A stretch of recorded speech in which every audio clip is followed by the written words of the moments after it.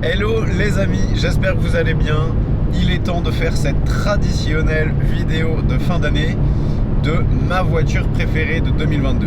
Alors ça va être un top 10, pas des voitures qui sont sorties en 2022, attention, bien qu'il y en ait certaines qui le soient, mais des voitures que j'ai conduites en 2022, donc cette année depuis le début de l'année. Avant de commencer, hors catégorie, il y a la voiture que j'ai essayée très récemment chez Straderial, la Ferrari F355 Challenge, une vraie voiture de course pour la route.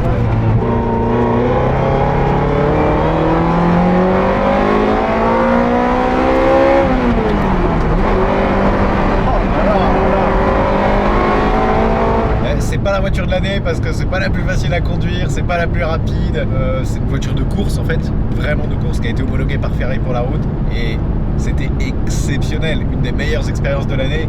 Mais oui, je peux pas la mettre dans le classement, elle est hors compétition celle-là.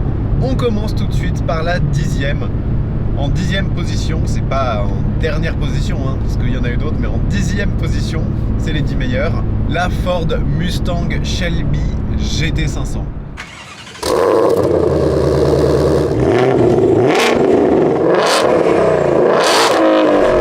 J'ai eu la chance de l'essayer avec American Car City, pas loin de Paris.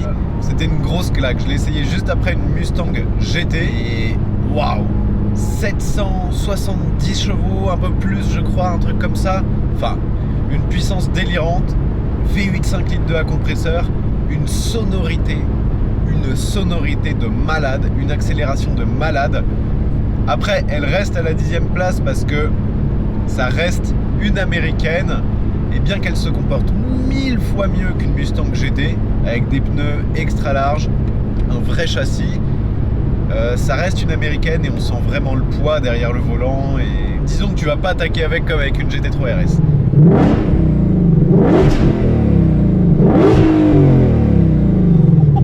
Désolé les lapins et les chevreuils de la forêt. Ah, il claque!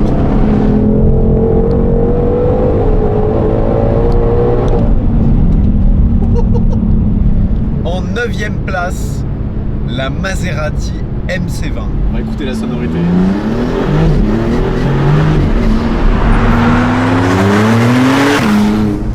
C'était un essai que j'attendais depuis un moment parce que c'est vraiment... Elle signe le renouveau de Maserati, cette MC20, parce que adieu le V8 4 litres 7 atmosphérique qui chante, propulsion, un look à tomber par terre. Une des plus belles voitures sorties cette année ou l'année dernière, la MC20, je la trouve incroyablement belle. Après, elle reste à la 9e position parce que ce V6 biturbo, il marche très bien. C'est définitivement une supercar actuelle avec des performances comme il faut, mais niveau émotion, c'était pas la folie cette MC20. C'était un peu en dessous de ce que j'espérais. J'ai pas eu les poils qui se sont hérissés. Ce qu'il faut retenir sur la MC20, ouais, pour moi c'est vraiment peut-être la plus belle supercar actuellement.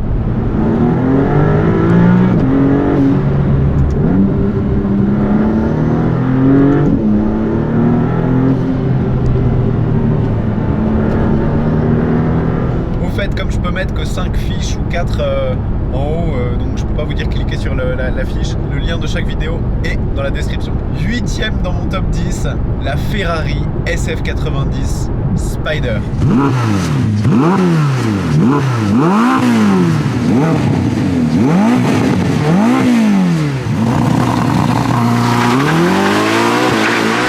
Ouais, ça va peut-être vous surprendre qu'elle arrive que 8e parce que c'est une supercar, presque dire une hypercar, hein.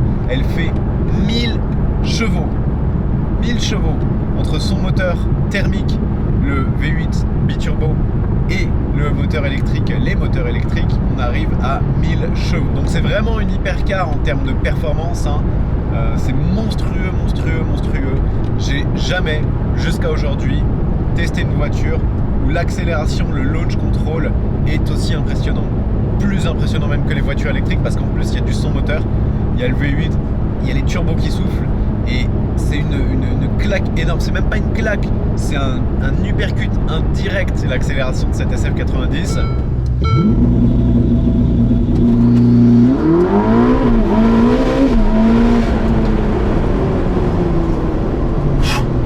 Le problème, c'est c'est que il y a le prix.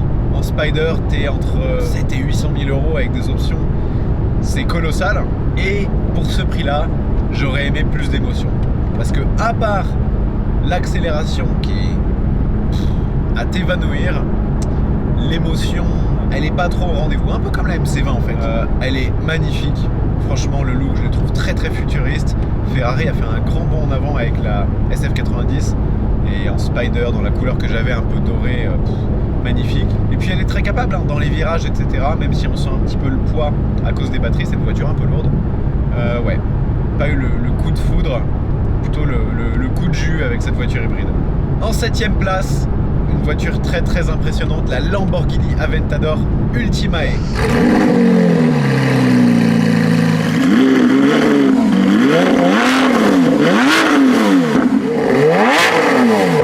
Alors, j'espère que vous n'allez pas me crucifier pour mettre en 7ème place une Lamborghini Aventador Ultimae.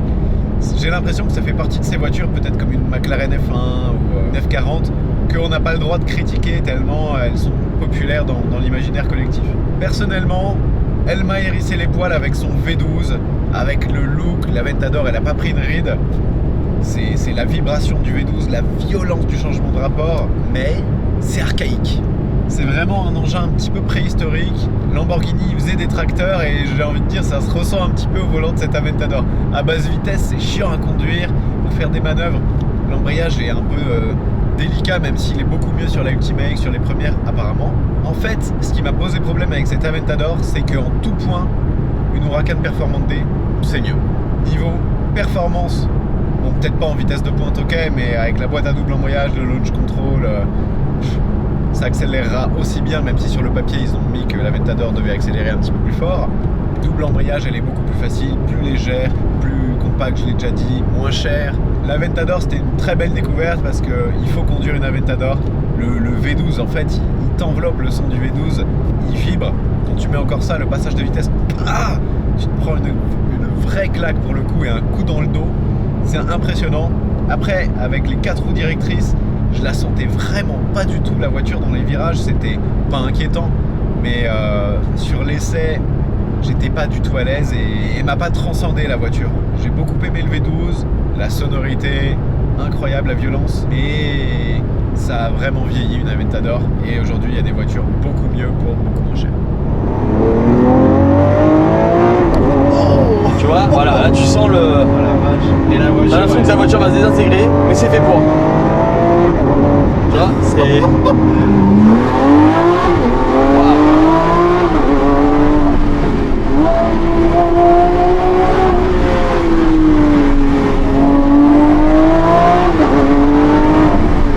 En 6ème position, une voiture que Evo avait élue l'année dernière voiture de l'année 2021, la BMW M5 CS.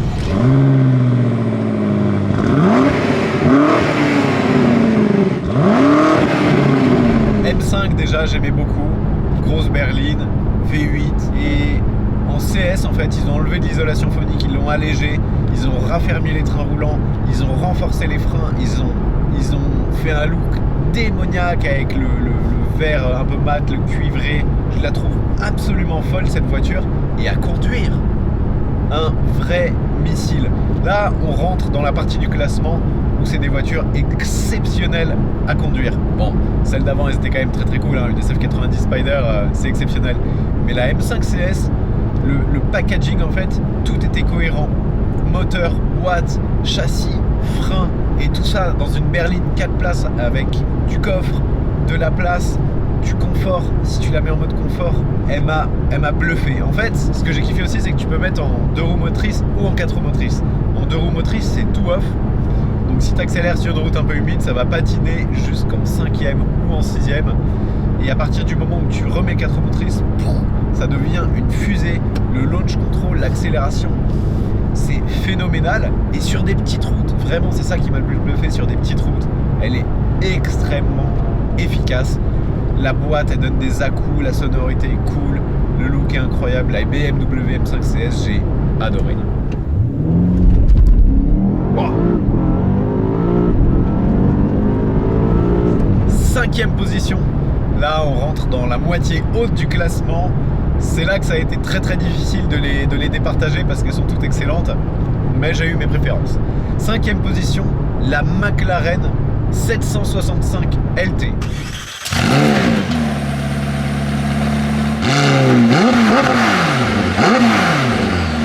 Probablement la voiture dont la conduite sportive est la plus violente que j'ai jamais essayée. Pour rappel, la McLaren 765 LT, officiellement 765 chevaux. Au banc, je pense qu'elle fait un peu plus. On doit se rapprocher des 800 chevaux. Ça fait, disons, la même puissance qu'une McLaren Senna, le même poids qu'une McLaren Senna. C'est extrêmement léger, tout en carbone. Et on a une boîte de vitesse avec des rapports plus courts qu'une McLaren Senna. Donc, pour citer Yann de MotorTech qui m'a fait essayer la sienne, une 765 LT, ça découpe une Senna en accélération. Sur route, le problème c'est que c'est beaucoup trop. C'est beaucoup trop rapide, c'est beaucoup trop violent. Et en fait, la LT, il n'y a jamais de mode cool. C'est pas une voiture comme la 720S que tu peux rouler un petit peu tous les jours et quand tu la mets en sport ou en track, ça devient une arme de guerre. La 765 LT, c'est tout le temps énervé, c'est tout le temps une arme de guerre. Ça vibre un petit peu dans tous les sens. Ce qui trahit un peu que c'est une McLaren, mais c'est une sportive, t'as du carbone dans tous les sens, donc tout vibre, t'entends tout. Mais même au ralenti, même en mode doucement, elle est énervée, tu peux pas la conduire cool. Et donc c'est une voiture vraiment qui est faite pour des gens qui veulent conduire sportivement un peu tout le temps, pour faire du circuit. C'est à mon avis très difficile de sortir ta 765 LT et de la conduire cool et d'apprécier, évidemment tu peux la conduire doucement, mais d'apprécier ce roulage un peu plus cool. Avec la 765 LT, c'est pas possible. C'est vraiment la seule voiture cette année dont je suis sorti et je me suis dit c'est trop pour la route, c'est trop énervé, c'est trop violent en accélération.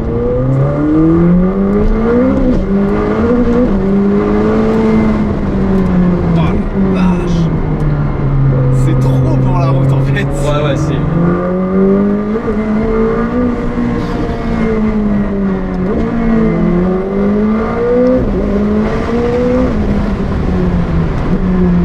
C'est vraiment intense comme conduite.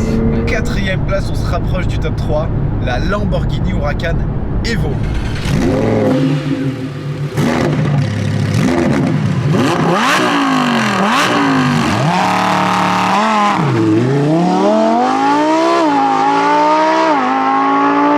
L'année dernière, ou il y a 2 ans, je me rappelle plus, j'avais élu en voiture de l'année, d'ailleurs ça reste toujours jusqu'à aujourd'hui, peut-être ma voiture préférée de tous les temps que j'ai conduite, c'était la Huracan Performante Spider.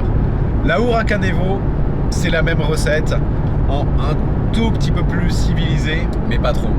Juste avec les sièges confort, en fait, elle corrige le défaut que j'avais trouvé à la Perf, qui était l'inconfort total des baquets. Là, on est dans la même chose, une Huracan, roue arrière directrice, 640 chevaux d'un V10 atmosphérique qui, je ne sais pas comment a été homologué niveau sonore. T'as 2 grosses sorties, les canons à l'arrière qui te font c'est pas une mélodie, c'est un hurlement et avec une poussée qui est phénoménale. La boîte 10 sur 10, le moteur 10 sur 10, la suspension 10 sur 10, les roues arrière directrices la rendent un petit peu vive, 9 sur 10, le look toujours aussi sympa, la Huracan. Les émotions dans cette voiture, c'est 12 sur 10 en fait. C'est ça qui est fou avec la Huracan Evo. Il n'y a rien besoin de dire de plus, je vous mets un petit clip.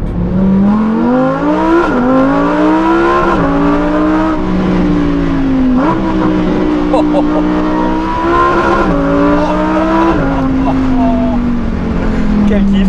Ah là là là là là là.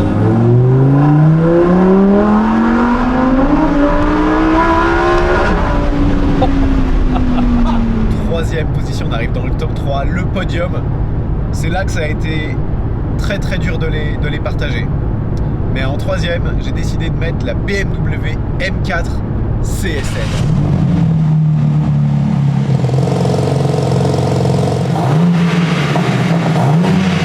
Pour vous dire à quel point elle est exceptionnelle cette voiture, qui est basée sur la M4.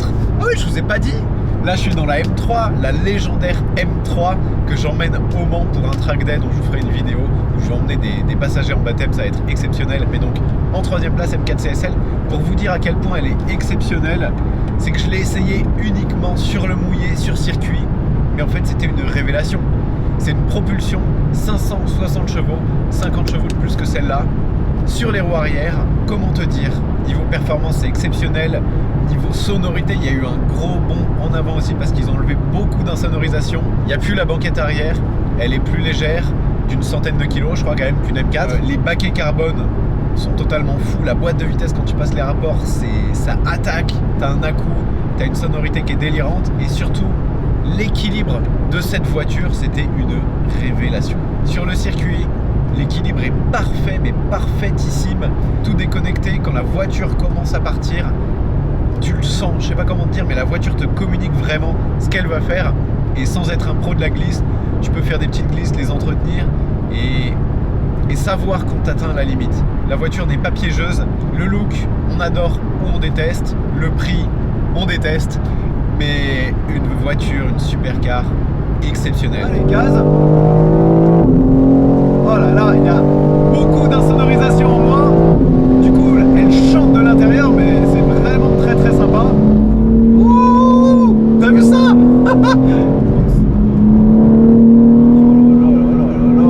Comment c'est possible de mettre autant de rythme sur le mouillé?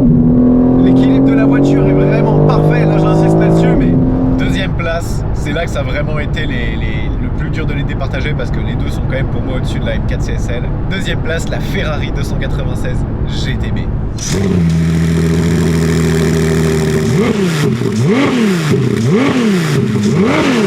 Une révélation.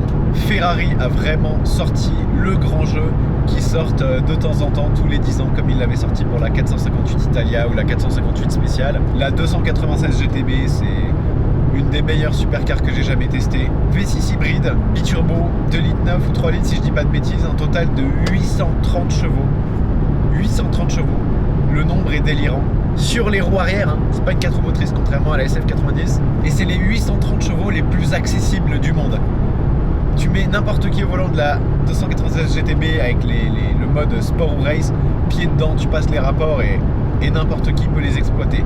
C'est ça qui est fou, 830 chevaux, c'est tellement délirant comme puissance, ça devrait pas être aussi facile à exploiter. Mais Ferrari, les magiciens ont mis un coup de baguette magique et ont rendu cette 296 GTB la supercar peut-être la plus exploitable du marché. Des performances totalement délirantes et une sonorité, c'est ça qui est très très cool. On a un V6 biturbo, donc on aurait pu se dire, ce qui m'a déçu sur la Maserati MC20, le son va pas être ouf, mais là, ils ont fait un truc Ferrari. À l'intérieur, elle fait le bruit d'un V12. Et les yeux fermés, fermez les yeux, faites l'expérience, écoutez. Et ben moi je trouve qu'on retrouve vraiment la note d'une 812 ou d'une F12. Incroyable. Le look, il est très très sobre, très très classe, très très sensuel. Beaucoup de gens la trouveront trop discrète parce que comparé à une F8 Tributo, l'avant est beaucoup plus sage. Mais il y a énormément de rappels historiques niveau design et c'est juste magnifique. C'est ces entrées d'air sur les ailes arrière, la façon dont la B-moteur est construite avec la plaque en verre, tout ça avec une petite touche de futuriste. Ferrari a sorti de grand jeu pour cette voiture quoi. Waouh! Oh la vache! On est sur les petites routes de l'Andalousie. Oh là là!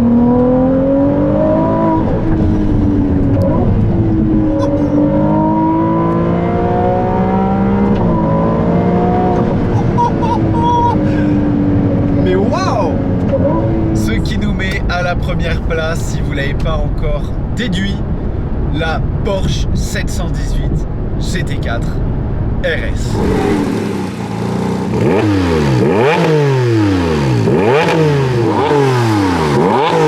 Première fois que Porsche sort le badge RS pour un Cayman, le Cayman 718. Mais alors là, ils nous ont mis des boîtes à air qui sont juste derrière, en lieu et place des vitres de custode, juste derrière les oreilles du passager et du conducteur. Et le flat 6 monte cette fois à 9000 tours minutes. C'est le moteur de la GT3 en fait, hein. Flat 6 4 litres atmosphérique. C'est aussi pour ça qu'elle prend la première place, c'est que la 296 GTB c'est exceptionnel à tous les niveaux, mais on a quand même un V6 biturbo hybride. Ils ont géré ça à la perfection, mais bon, Porsche nous sort une GT4 RS avec un moteur Atmo. Comment te dire? Je sais plus quel magazine a mesuré qu'à 9000 tours minutes, tu te prends 107 ou 109 décibels dans les oreilles. Écoutez-moi ça.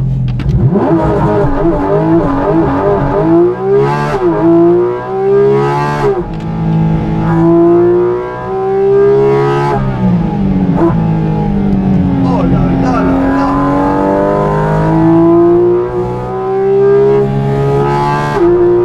Oh là là. C'est assourdissant.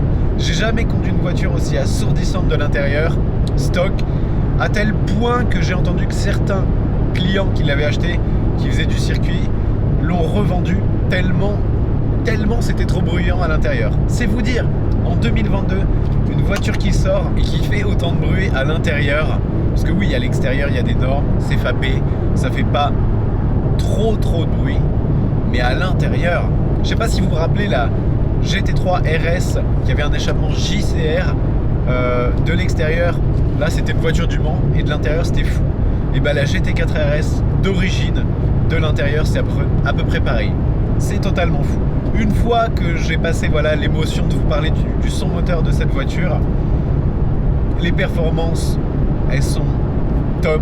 500 chevaux dans une voiture qui est quand même très compacte, 0 à 100 en dessous des 4 secondes, plus de 300 km/h de pointe. La voiture elle est tellement facile à prendre en main, c'est exceptionnel. Propulsion, on a des voies larges, une voiture basse, très compacte, on la ressent extrêmement bien dans le volant. Franchement, une auto exceptionnelle à tous les niveaux. Moteur, boîte, frein, agilité, confiance dans la voiture, sonorité. Le seul défaut que j'ai trouvé, c'est le look. Je suis pas trop fan, je la trouve un tout petit peu trop tuning après, surtout dans la configuration que j'avais, les jantes bleues mat, j'étais pas trop fan. Mais au-delà de ça, quelle auto! Et franchement, elle est maintenant ex aequo pour moi avec la Huracan Performante Spider, avec les meilleures autos que j'ai jamais conduites. Cette GT4 RS, je suis encore sans voix de devoir en parler. Exceptionnel. Elle a raflé la première place et la victoire pour moi.